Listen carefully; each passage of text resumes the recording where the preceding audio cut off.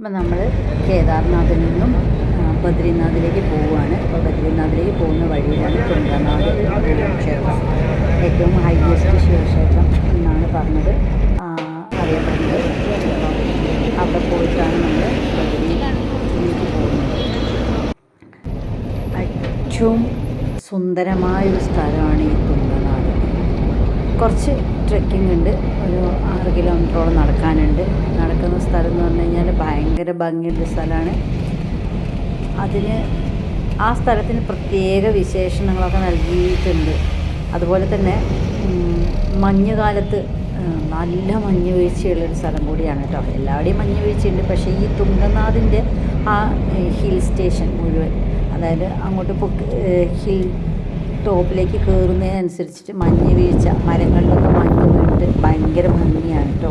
അപ്പം നമ്മളിപ്പോൾ പോകുമ്പോൾ മഞ്ഞ് വീഴ്ചയൊന്നുമില്ല, എന്നാലും പോകുന്ന വഴിയിലുള്ള ഒരുപാട് കാഴ്ചകൾ ഞാൻ പകർത്തിയിട്ടുണ്ട്. ഇതൊക്കെ ഫോണിലാണ് കേട്ടോ വീഡിയോ എടുക്കുന്നത്. അപ്പോൾ അതിൻ്റേതായ ക്ലാരിറ്റി കുറവും പ്രശ്നങ്ങളൊക്കെ ഉണ്ടാവും. കാരണം നമ്മളൊക്കെ പിച്ച് വെച്ച് നടക്കുന്ന യൂട്യൂബേഴ്സ് ആയതുകൊണ്ട് തന്നെ ക്യാമറയിലേക്കൊന്നും പോയിട്ടില്ല.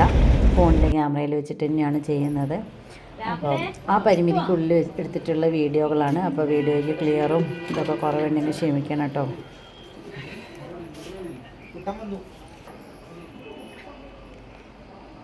ഇത് ഉത്തരാഖണ്ഡിലെ ഫേമസ് സ്ക്വാഷിൻ്റെ പൂവാണ്.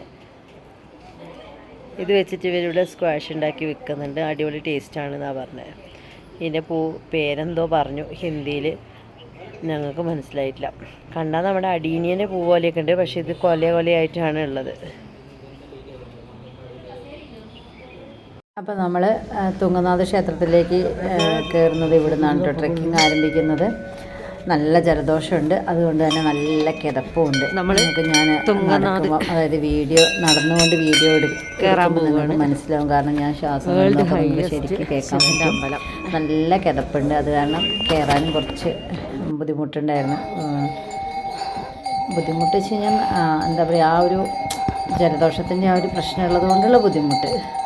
എന്നാലും നമുക്ക് കയറി പോകാൻ പറ്റുന്ന, കേദാർനാഥിൻ്റെ അത്ര ബുദ്ധിമുട്ടൊന്നും ഇല്ല കേട്ടോ ഈ തുംഗനാഥ് കയറാൻ വേണ്ടിയിട്ട്.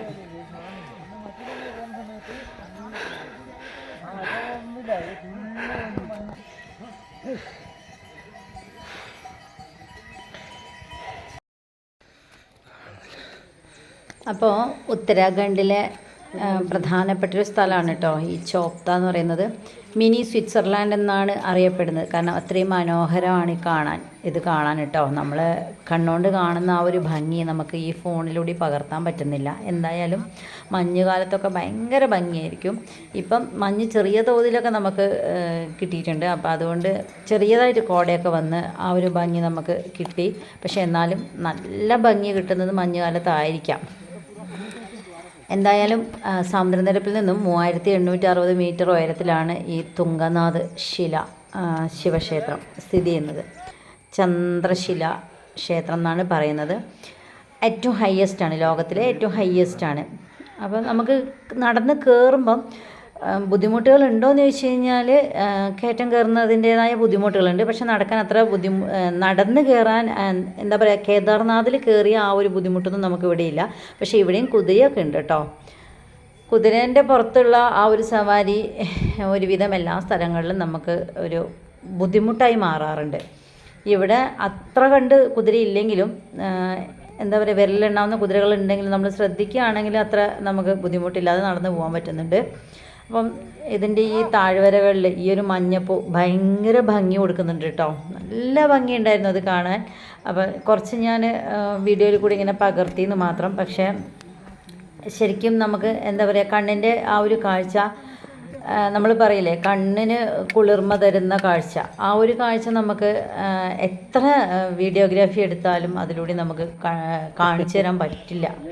ക്യാമറേൻ്റെ ആ ഒരു ക്യാമറ കണ്ണുകൾ എന്ന് പറയുന്നില്ലേ, അത് എനിക്ക് തോന്നുന്നില്ല ഇനി അത്രയും ക്വാളിറ്റിയുള്ള ക്യാമറയൊക്കെ ആകുമ്പം ചിലപ്പം പകർത്തിയെടുക്കാൻ പറ്റുമായിരിക്കും. അപ്പം നമ്മളിത് ഫോണിലൊക്കെ ആയതുകൊണ്ട് അത്രയൊക്കെ ഭംഗിയിലൊക്കെ എടുത്ത് നിങ്ങളെ മുന്നിലേക്ക് എത്തിക്കാൻ പറ്റുള്ളൂ കേട്ടോ. അപ്പം നമ്മൾ കയറിക്കൊണ്ടിരിക്കുമ്പം അതിൻ്റെ ഇരു സൈഡിലും ഇതുപോലെ ഇങ്ങനെ പുൽമേടുകൾ, അതായത് പച്ചപ്പരവതാനി വിരിച്ച് കിടക്കുന്ന മാതിരിയുള്ള സ്ഥലമാണ് കേട്ടോ. പിന്നെ എന്താ വെച്ചാൽ ഇഷ്ടംപോലെ പട്ടാളക്കാരുണ്ട് കേട്ടോ.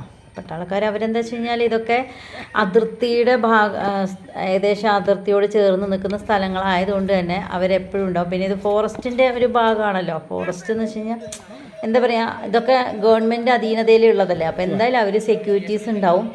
അപ്പം നമ്മൾ പോകുമ്പോഴൊക്കെ എന്താ പറയുക, ഷോർട്ട് കട്ടൊക്കെ ചാടുമ്പോൾ നമ്മളെ നിയന്ത്രിക്കാനും താക്കീത് ചെയ്യാനൊക്കെ അവരുണ്ട്. കാരണം അവരെ പറഞ്ഞിട്ടും കാര്യമില്ല, നമ്മൾ ഈ നടക്കുന്ന വഴികളിൽ നല്ല കല്ല് പാകിയിട്ടിട്ടുണ്ട്. പക്ഷേ അതിൻ്റെ എന്താ പറയുക, സൈഡിലൂടെയുള്ള ഈ പുൽമേടുകളില്ലേ, നമ്മൾ കാല് വെച്ചാൽ ഊർന്നു പോകുന്ന മണ്ണാണ്. അപ്പോൾ അതുകൊണ്ടാണ് അവർ അത്രയും സെക്യൂരിറ്റി നമുക്ക് തരുന്നത്. കാരണം നമ്മൾ ഇവിടെ വന്നിട്ട് അപകടം പറ്റിക്കഴിഞ്ഞാലൊന്നും പറയാൻ പറ്റില്ലല്ലോ. അപ്പോൾ അതുകൊണ്ട് അവരാദ്യമേ മുന്നറിയിപ്പ് തരുന്നതാണ്. പിന്നെ ഇവിടെ റിസർച്ച് സെൻ്ററൊക്കെ ഉണ്ട് കേട്ടോ. അതിൻ്റെ ബോർഡാണ് കുറച്ച് നേരത്തെ ഞാൻ കാണിച്ചു തന്നത്. എന്തായാലും നമ്മൾ ജീവിതത്തിൽ ഒരിക്കലെങ്കിലും ഈ സ്ഥലങ്ങളിലൊക്കെ ഒന്ന് എത്തിപ്പെടേണ്ടത് തന്നെയാണ് കേട്ടോ. അവരുടെ ജീവിത ശൈലിയും ഒക്കെ കാണണമെന്നുണ്ടെങ്കിൽ ഇവിടെ എത്തിപ്പെട്ടേ പറ്റൂ.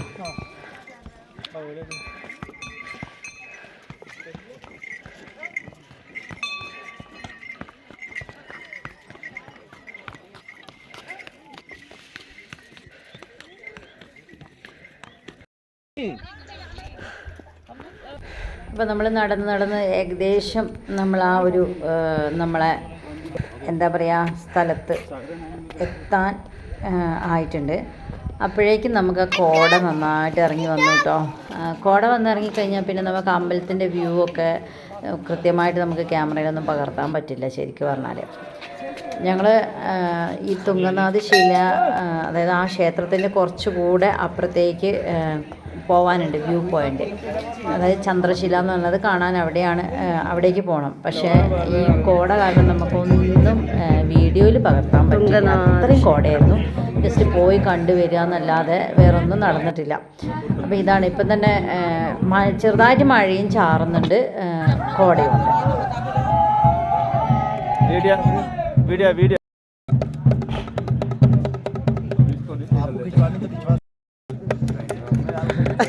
അങ്ങനെ നാക്കണ്ട.